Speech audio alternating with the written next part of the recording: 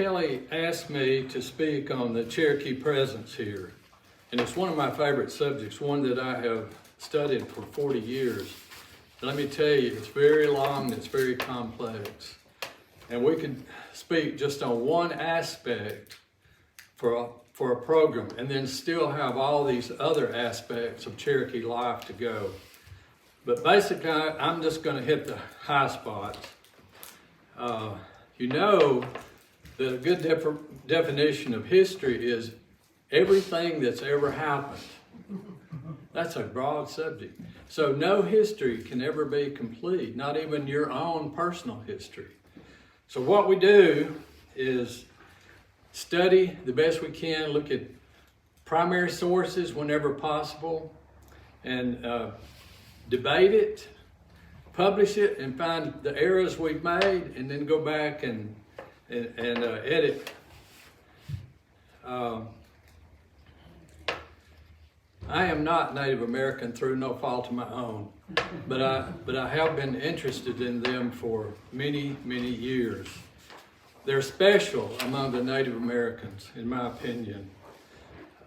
So I'm going to talk about when they came here and when they left, which was tragic.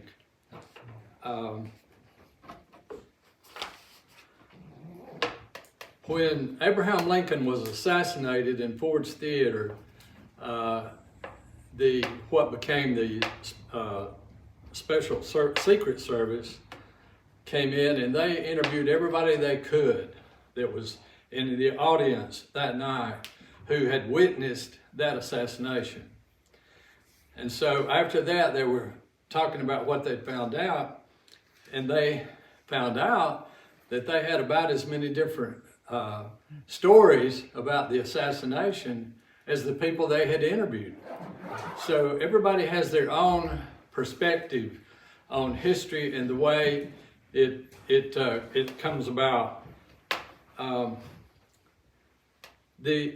As far as the early history of the Cherokees, we have the Smithsonian Institution to thank, and especially James Mooney. James Mooney was one of the very first employees of their Bureau of Ethnology. And ethnology is the study of the character of the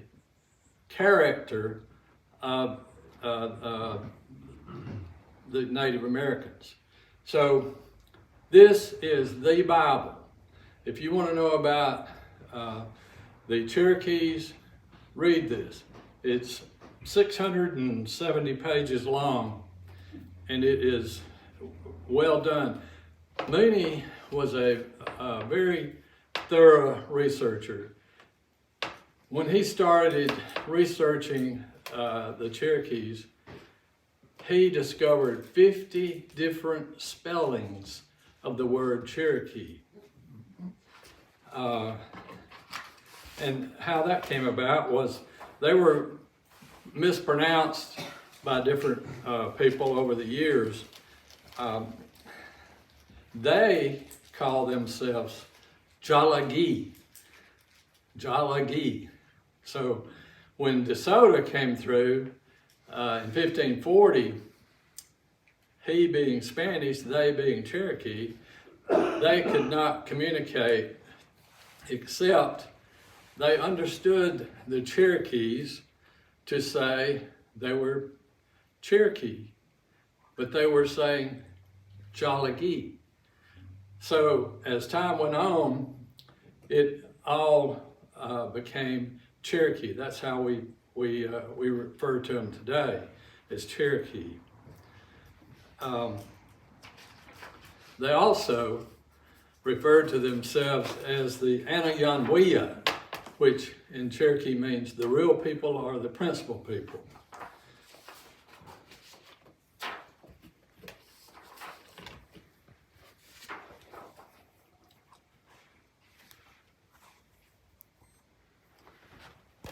A lot of the Cherokee words and names of people are mispronounced.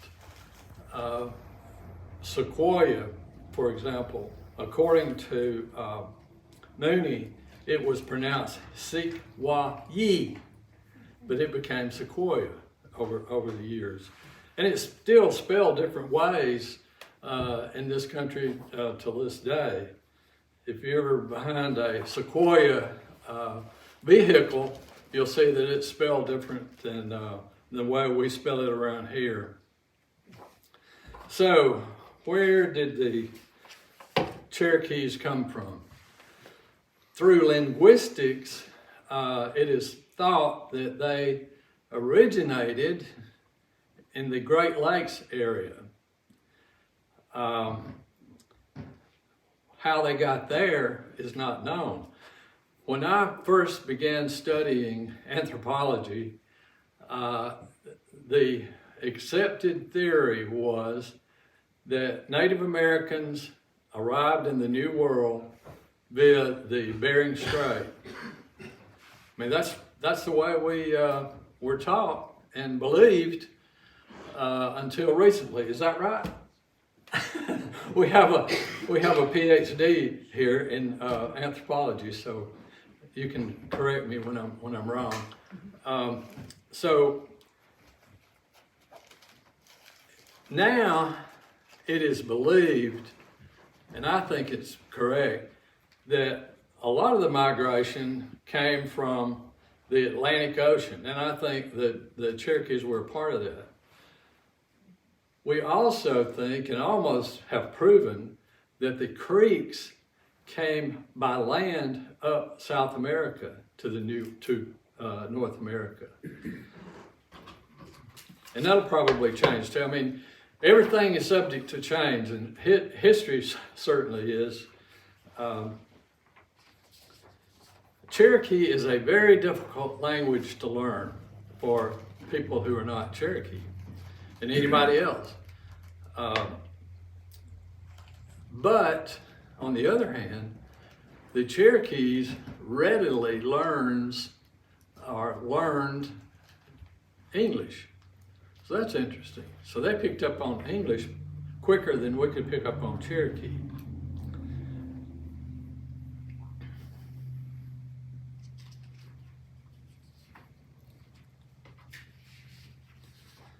As far as the character of the early Cherokees, a lot of authors state that they had rather fight than eat. And I believe that because they were a very warring nation for many years. Before battle, braves, a lot of the braves would fast, not eat anything, until they could fit a 16-inch leather strip around their waist. And then they would drink what was called the black drink, which was a drug that put them in a different state of mind. And so they were great warriors from the get-go. Once they came to south and settled around Chattanooga on Chickamauga Creek, they became known as the Chickamauga Cherokees. And when you see that term, it means they were the warring faction of the Cherokees. Not all Cherokees were warriors.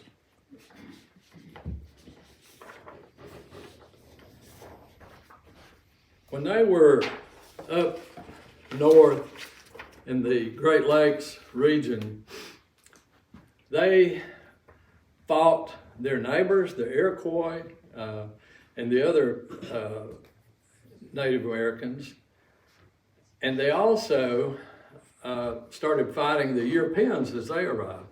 So as time went on, they were forced further south, ever further south. And so finally they wound up at what they thought was their final home in eastern Tennessee, on the Little Tennessee River. And they established their capital there, which they called Chota. So they lived there for many years, and then a lot of them moved to Marion County, Tennessee. Jasper is the biggest town in Marion County. And these were the Elizabeth Pack, the Lowrys, John Binge, and some others were in that group. They all migrated together. Some say Sequoia was in that group, but I don't think so. He was in Wills Valley prior to that exodus. So, after they get to Marion County, they have more problems with the illegal white settlers moving in. So they made another big exodus, and that was to Big Wills Valley and Little Wills Valley. Among the warriors who lived there were John Watts, Will Weber, George Lowry, Bloody Fellow, and others. Sequoia also lived there, but he was never a warrior who fought against the whites. He, in fact, fought with Andrew Jackson at the Battle of the Horseshoe Bend.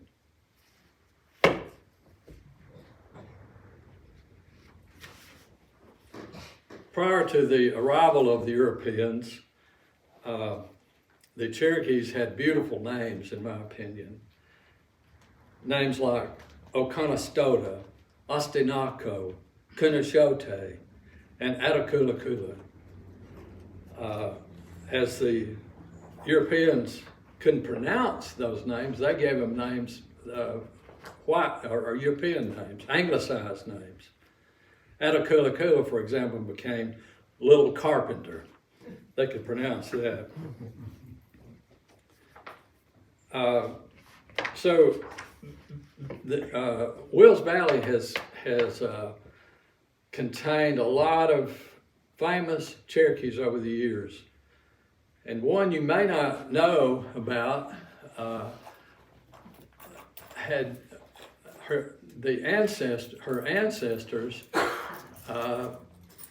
were very early settlers, and she later became the first female chief of the Cherokee Nation. Does anybody know who I'm talking about? Camille? Get her name. Wilma Mankiller. Yes. Who said that? I did. Yeah, well, all right, well, you get a monetary prize. The government did a commemorative coin back in last year on Wilma Mankiller, who was quite a lady. I have a friend who knew her personally, and she said she was an excellent individual. So you get the prize, and be sure to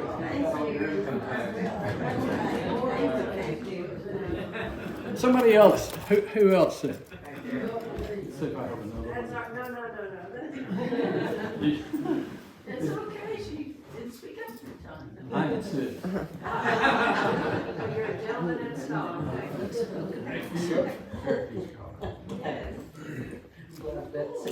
Camille, I'm sorry I don't have another one.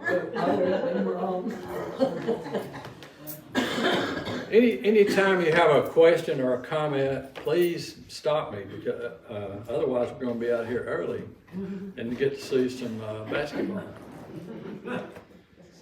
And Alabama won today, big time.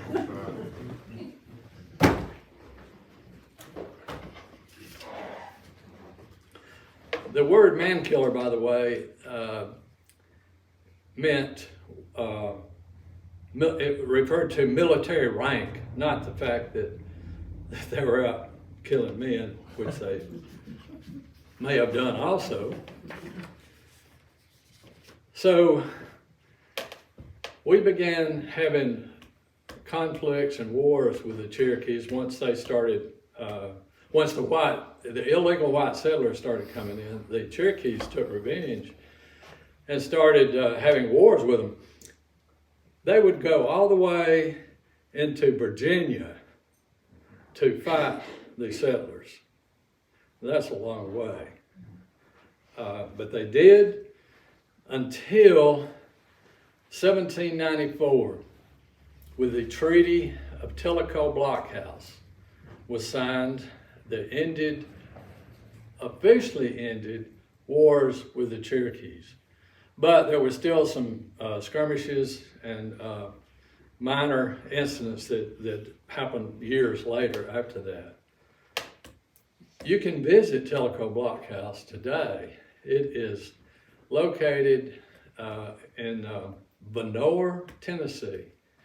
And they are reconstructing the blockhouse. And also while you're there, you can visit the Sequoia Birthplace Museum, a really nice museum. And also Fort Loudon, that is within a stone's throw, just about of the museum. So if you're looking for some places to visit that are still with us and are interesting, I highly suggest those 3 places.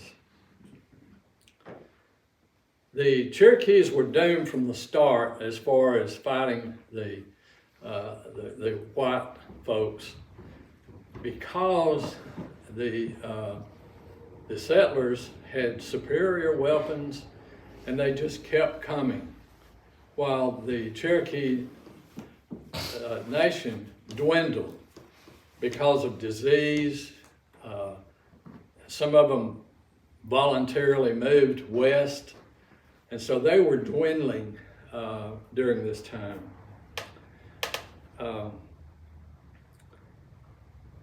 They were not savages, as John Sevier said, and John Sevier was one of the most famous Tennesseans who ever lived, later the first governor of Tennessee. He once remarked that Cherokee children were like nits that made lice and should be killed along with their elders. It was also said that to kill an Indian was the same as killing a buffalo, and it was a good thing. Hopefully that was the minority of the folks, because again, the Cherokees were basically good people, and by the 1830s they were successful as their white neighbors. They were farmers, ranchers, business people. I think that was their undoing. They were too successful. They were very superstitious.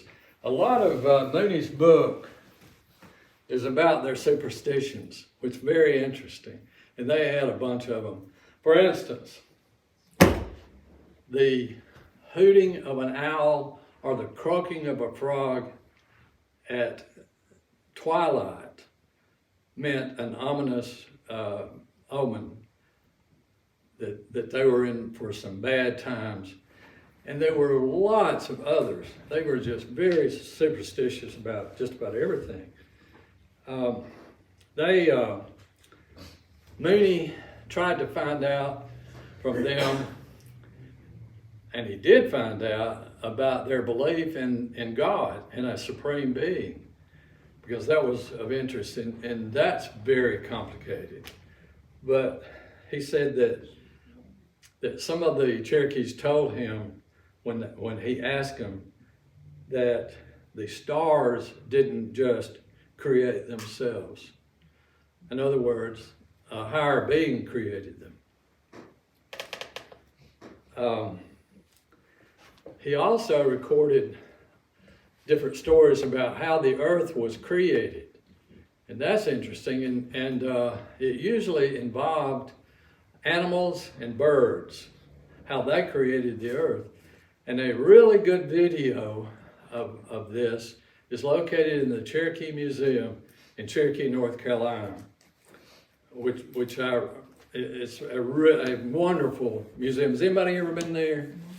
Great. So you know what I'm talking about. And adjacent is Oconaluftee Village, which is also very, very good and worth visiting.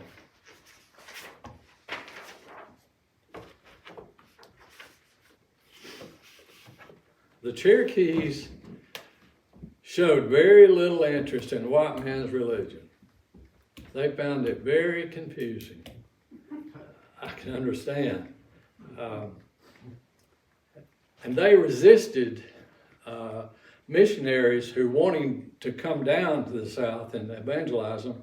They resisted it because they thought it was pointless. But they finally said, okay, we will let you come in if you will also establish schools. That was what they wanted the whole time. They never did ask for missions. And so missionaries started arriving in the South in it was in 1736.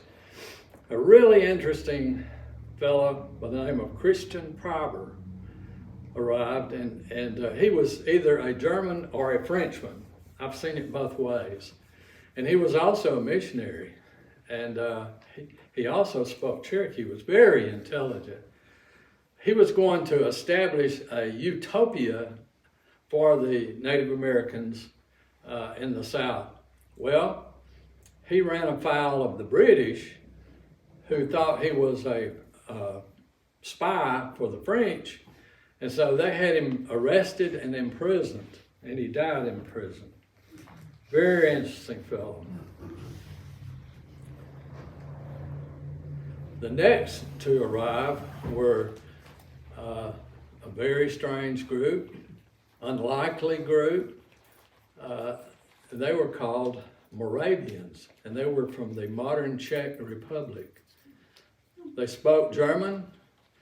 They used old style architecture, post and beam architecture,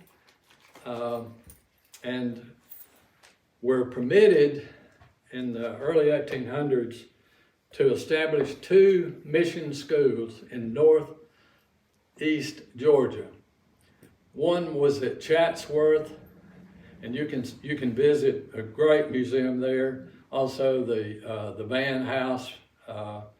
It's a really good day trip to take. And so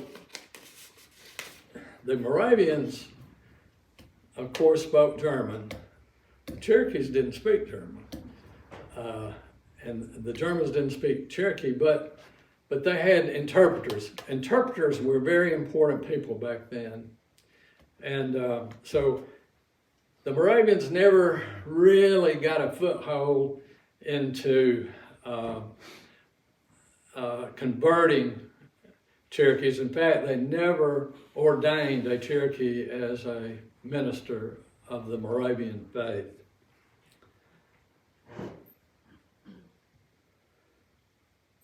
The next to arrive were some unlikely folks also, and they were based in Boston, Massachusetts, and they were called the American Board of Commissioners for Foreign Missions. And they had been sending missionaries all over the world for many years. After the War of 1812, they decided, let's start sending missionaries to the South. And so in 1817, they convinced the Cherokees to let them come in and establish some missions and schools. The progressive Cherokees realized that in order to compete with the whites, they were going to have to be more educated. The full-bloods, the old-timers, were totally against it. They said, we don't want to change our ways. But the progressives, like John Ridge, John Ross, and some others, prevailed. And so they allowed the first mission was on Chickamauga Creek in Chattanooga. And it was called the Chickamauga Mission School. But they changed it almost immediately because they didn't want to be identified with the Chickamauga Warriors. So it became Brainerd Mission. very interesting. And you can visit their cemetery, which is in just outside a parking lot in one of the shopping malls in north of Chattanooga. Anybody ever visited Brainerd? Well, it's worth your trip. It's an hour trip up there, depending on the traffic, which is terrible in Chattanooga. So this mission school was a success from the get-go. It attracted not only the local Cherokees, as far away as Creek Path and Gunner's Landing in that area, in this area, but it also attracted Cherokees from as far away as North Carolina. So it was a big hit with the progressive Cherokees. They were all for it. Brainerd was a big success. They trained and converted a lot of Cherokees. There were 3 such missions established in the state of Alabama. One was at Chattooga, which is next door in Cherokee County. One was at Creek Path in modern Guntersville, and the other one was Willstown. The one at Chattooga never took off for some reason. It just didn't work out, and we don't know why, but a school was built for them. They went, saw what had been built, they didn't like it, we don't like it, move it somewhere else. So they built another school. They didn't like it either, for whatever reason. So it folded after just a few months. Creek Path was a success, as was Willstown, and some really intelligent Cherokees were educated there, including Catherine Brown, who was a Cherokee lady, one of the most interesting Cherokees I've ever researched. She went to Brainerd, although she lived in present Guntersville. She went to school at Brainerd. She was so smart that when they opened up Creek Path, she was sent there to teach the young ladies, which she did. Her brother, David Brown, was also educated at Brainerd, and they soon found out he was so intelligent that they sent him to what basically was a graduate school in New England. So he was a big success there, and then he went to another school in Massachusetts or Connecticut, one or the other, for further training. He spoke, I think, 4 languages. I know he spoke Greek, Latin, English, Cherokee, and was learning French. Unfortunately, he, like his sister, caught TB and died very young. Both died very young. That was a common ailment back then. It took the lives of a lot of the Cherokees. There were other denominations in the South seeking new converts. The Methodists had great success because they didn't have an established church here and there and there. They had circuit riders. The circuit riders had a circuit that they rode around, and maybe once a month he would come to your community and preach. And so they got so good doing it that the folks with the American board said they were stealing their sheep. And So there was some conflict. There was some great competition for converts.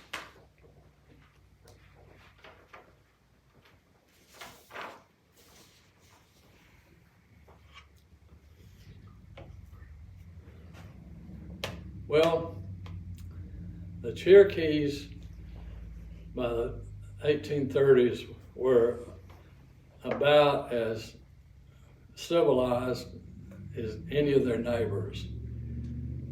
And they were doing everything that they were asked to do. The Civilization Act was passed where the government would give them looms and other things and hoes and shovels, and they took advantage of it. So they were doing everything the government that asked them to do. But Andrew Jackson had other ideas. And when he was elected, I believe in 1828, am I right? 1828, ballpark. He was instrumental in passing the Indian Removal Act of 1830.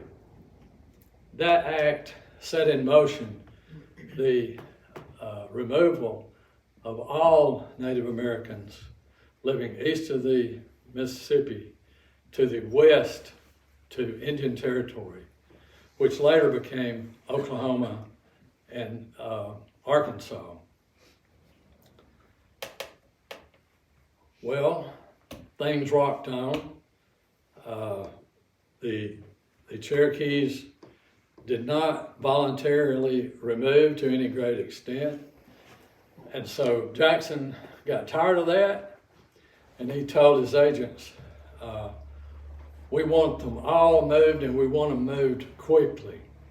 And so he sent some of his agents down to New Echota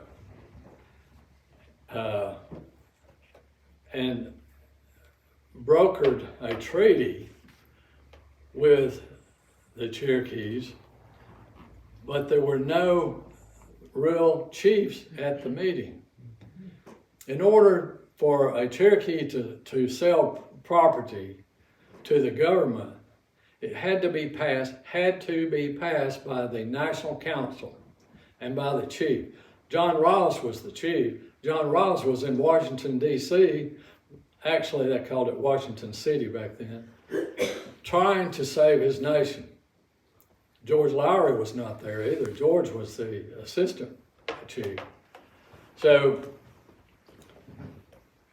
the agents promised the Cherokees, if you will come to the meeting, we will give you blankets, kettles, and other instruments.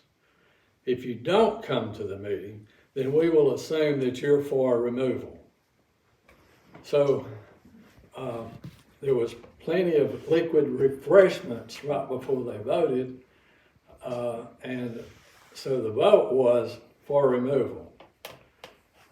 Major Ridge was the leading person, the leading Cherokee. He and his son John and nephew Elias Boudinot were backers of that treaty, the Treaty of New Echota. It was passed December 29, 1835 by those minority Cherokees.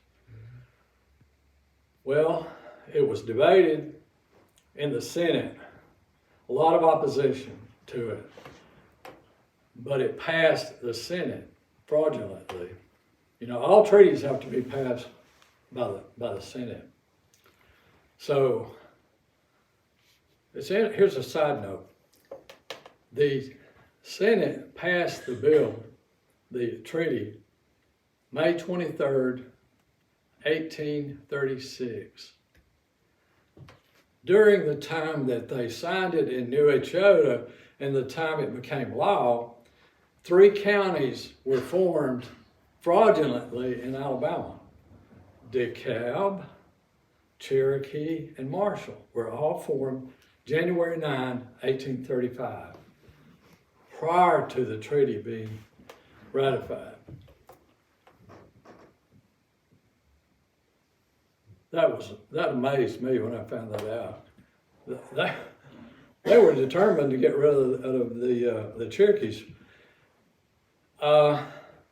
So a group of my friends and I applied for a grant through the National Park Service Trails Division to study removal from our area. There were about 12 different detachments from North Carolina all the way to Alabama that were formed.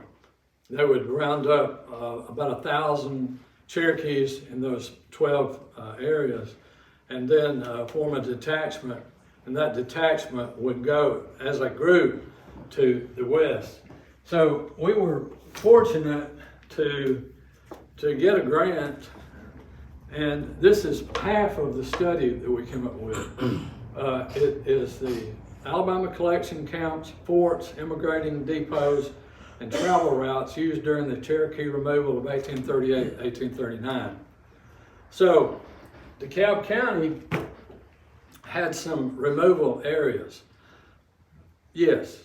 Before you get into the removal, if you don't mind, back to the Senate, when you said the Senate passed it, there was fraud involved in that. I'm aware of the split here on the Cherokee, and what was the fraud in the Senate? Can you just briefly? What was the what? Fraud, when you said it passed fraudulently in the Senate. The treaty itself was fraud. Yes, that I'm aware of. I Yeah. thought you were saying it was, okay, It passed by one vote. yeah. To me, it's the worst treaty ever that this country has ever signed. Anybody else? Good point, thank you. Anyway, so DeKalb County had some major areas where the Cherokees were collected. Rawlingsville, has anybody ever heard of Rawlingsville? It's down near Fort Payne. Fort Payne proper was a collection. In fact, they built a fort there. And you should know that the forts that were built were not to house the Cherokees, but to house the supplies and some of the troops. You know, it'd take a large fort to house 1,000 Cherokees. And that's how many there were in the business towns. There was about 1,027 Cherokees. They congregated, the folks from Rawlingsville and Fort Payne congregated at what is now Lebanon, which is about 7 miles south of Fort Payne. They began their march at the cabin site in Fort Payne. Have y'all anybody seen the cabin site? It's very interesting. We've had some interesting excavations there over the years. The fort was built around the residence of a Cherokee by the name of Spirit the Preacher. And so it was a log cabin, and but he removed prior to forced removal. There were Cherokees leaving a lot, you know, during this time on removal, voluntary removal. They were tired of being harassed, their property taken, their houses burned, so they knew that they needed to leave, and a lot of them did prior to forced removal. So John Huss was his other name that the whites gave him. So he had a log cabin, and they built the fort and incorporated his house into the fort. The reason it was built where it was because of the big spring that was located nearby.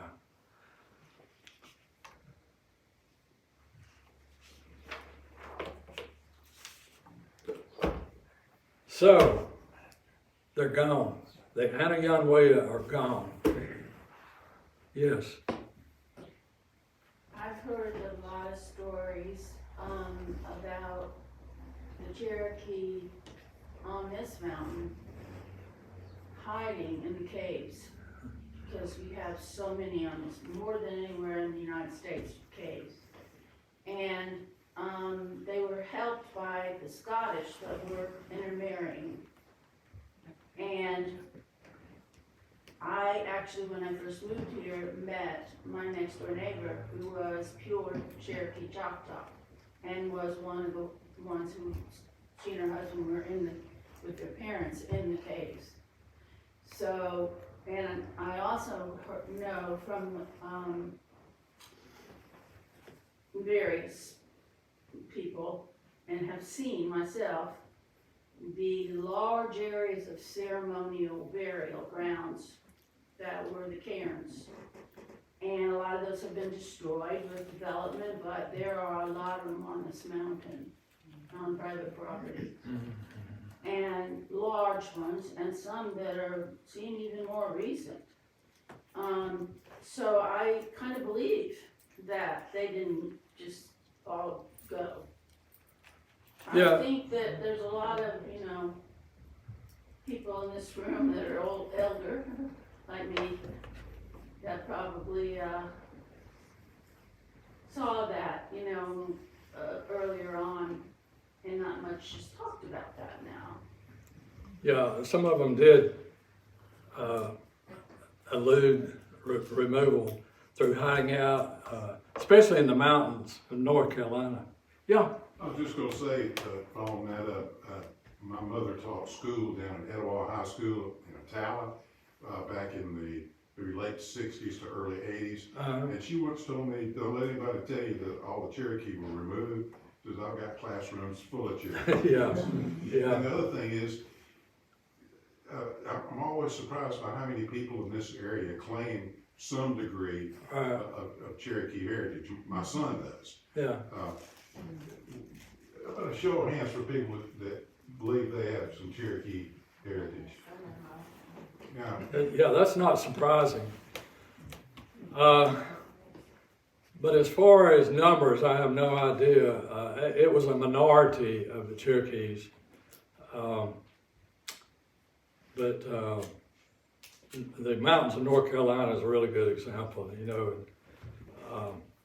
A lot of people think that the koala boundary at Cherokee, North Carolina was for the Cherokees who hid out from removal. However, they had signed a treaty with the government, with the federal government, years before removal.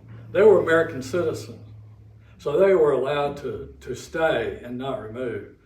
A few of them, though, were ones who had hid out. Granny Dollar, we think, avoided removal by living in a cave in Buck's Pocket. I thought that was just a myth until I was talking to some of my buddies one day, and they said they had been exploring Callahan Cave in Buck's Pocket. I thought, really? Because her name was Nancy Callahan. And but the Cherokees basically were destitute. They were just about forced to leave. And a lot of them died. We don't think that a fourth of them died. Some accounts list a fourth deaths attributed to removal. A lot of deaths occurred in the holding camps because of being confined. And a lot of deaths occurred after they got to the west. So we need to keep that in mind. By the way, if you want to do research on Cherokees, you are in luck, because nearby at the Northeast Alabama Community College in Rangeville is an excellent library that a group I'm associated with established. They have the largest collection of Native American material in the state of Alabama. They have over 700 books devoted to Native Americans. They have a complete set of the American Board of Commissioners on microfilm, the only set in the state of Alabama. They have the Mentone and Leslie papers. They were supplied. They were in Pensacola. They were supplying arms and ammunition to the Cherokees. We also have the General John Wool papers. He was one of the early generals in removal. So it's free. It's all. What you just said about Pensacola. There was a company called Mentone and Leslie, and they were suppliers of powder, weapons, and other supplies. John Watts and some others went all the way from Willstown and got supplies and came back in on pack animals. That's a long way if you're driving in an air-conditioned pickup. Anyway, What was the cause of the deaths mostly when they were in Fort Payne or and out west? Was it disease? Was it like conditions of how they were being kept when they were in Fort Payne? What was it that caused? I'm sorry. So what caused their death mostly in Fort Payne? You said it didn't happen on the Trail of Tears, not all of it. Some of it happened in Fort Payne. So what was it that in Fort Payne at the fort that caused their deaths? Well, Before they left? the soldiers were supposed to treat them humanely, but in some instances they didn't, and we know of some that were actually murdered by the soldiers. A lot of them starved to death too. A lot of them starved to death, and a lot of them didn't like the food they were given. A lot of contractors got rich off of the food thing too, which is terrible.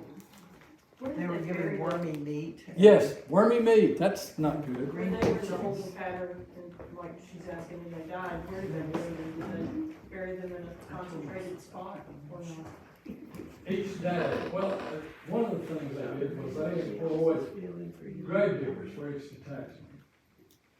At the end of each day's travel, which was about 20 miles, they would bury their dead in shallow graves. Very tragic. One thing I haven't mentioned is the alternate route for removal. There was a water route that ran from Ross's Landing, which is now Chattanooga, all the way to what is now Oklahoma. These Cherokees were those who had signed, most of them had signed the Treaty of New Echota. Their lives were in danger. So they left early.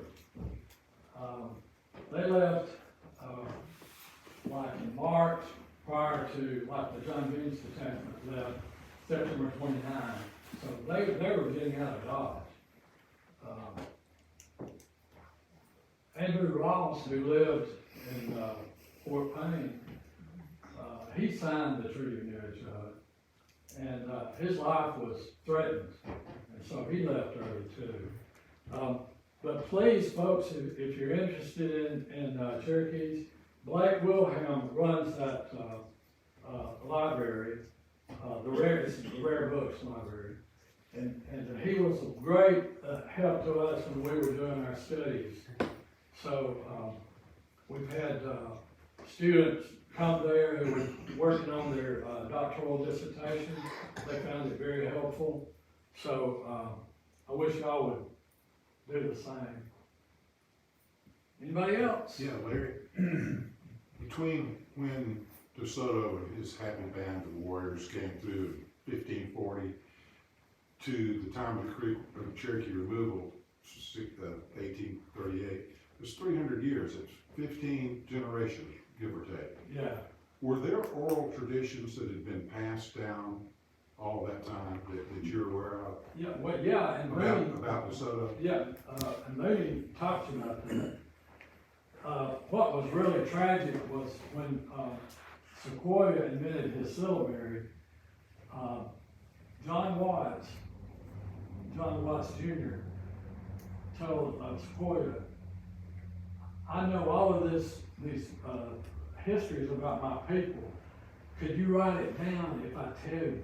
And Sequoia said, yes, I will. But Sequoia moved to the west before he could do that. You know, we lost a lot of valuable information from that. One thing I forgot to tell you, and then I'm gonna hush. Some friends of mine and I researched the temporary capital of the Cherokee Nation for 10 years. Actually, it was more like 12 years. When the Cherokees were forced out of Georgia, and so you cannot have your capital here and do it, you gotta leave. So what did they do? They came to Chattanooga, Alabama, and established their temporary capital. They were only there a couple of months. But we researched this, and we got a small grant, and made up the rest, and had a really nice marker erected at the site. You can see it, it's in the Oak Valley community, and Kelly did a really good front page story on that. What issue was that? You wrote the story. Well, you published it. February. Is that right? No, it was in January. January edition of the Groundhog. And by the way, congratulations on the Groundhog. Y'all have a real newspaper. And,